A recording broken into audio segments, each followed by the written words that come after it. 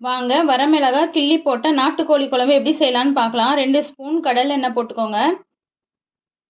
பட்டை 2, லவங்கம் 2, ஏலக்காய் 1, வரமிளகாவை ஒரு 10 வரமிளகாய் நல்லா கிள்ளிக்கோங்க. விதையெல்லாம் நல்லா எடுத்துட்டு போட்டுக்கோங்க. நல்லா வெடிக்கட்டும்.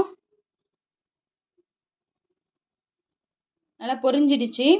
கருவேப்பிலை கொஞ்சம் போட்டுக்கோங்க.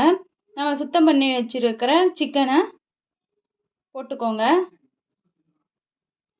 சின்ன வெங்காயம் ஒரு 1 கிலோ சிக்கனு, சின்ன வெங்காயம் ஒரு 200 கிராமு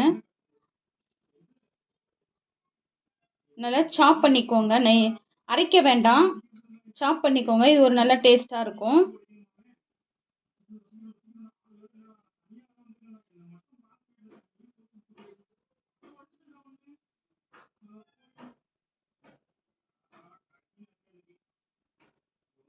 நம்ம வணக்கி வச்சிருக்க அந்த சிக்கனில் இதை போட்டுக்கோங்க. நல்லா உப்பு போட்டு மூடி வைங்க. அதிலே என்ன நல்லா தண்ணி நல்லா விட்டு வரும். மூடி வச்சிடுங்க.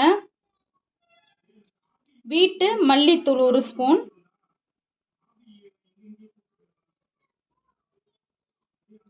நம்ம வரமிளகாய் போட்டிருக்கனால கலருக்காக கொஞ்சமாக மிளகாத்தூள் பாருங்கள். மிளகாத்தூள் கொஞ்சம் தான் போட்டிருக்கேன், அதுவே போதும். காரம்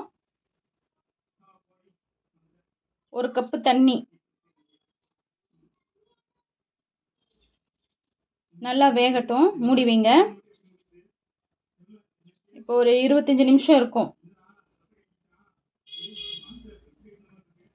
தேங்காய் நிறைய ஊற்ற வேண்டாம். ஒரு 1/4 மூடி தேங்காய், கசகசா 1 ஸ்பூன் போட்டு நல்லா நைஸாக அரைச்சிக்கோங்க.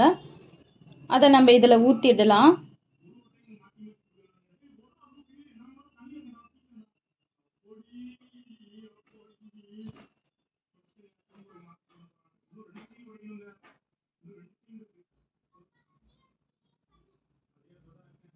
மூடி வைங்க. இது ஒரு 1/4 மணி நேரம் வேகட்டும்.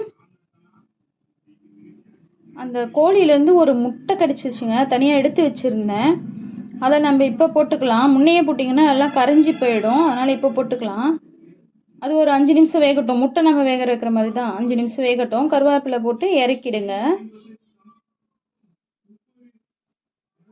பாருங்க, கலரே சூப்பராக இருக்கு.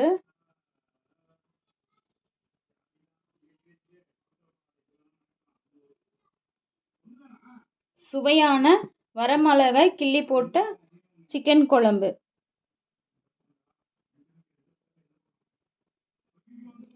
நீங்களும் செஞ்சு பார்த்து எப்படி இருக்குன்னு கமெண்ட்ல சொல்லுங்க. ஒரு லைக் கொடுங்க.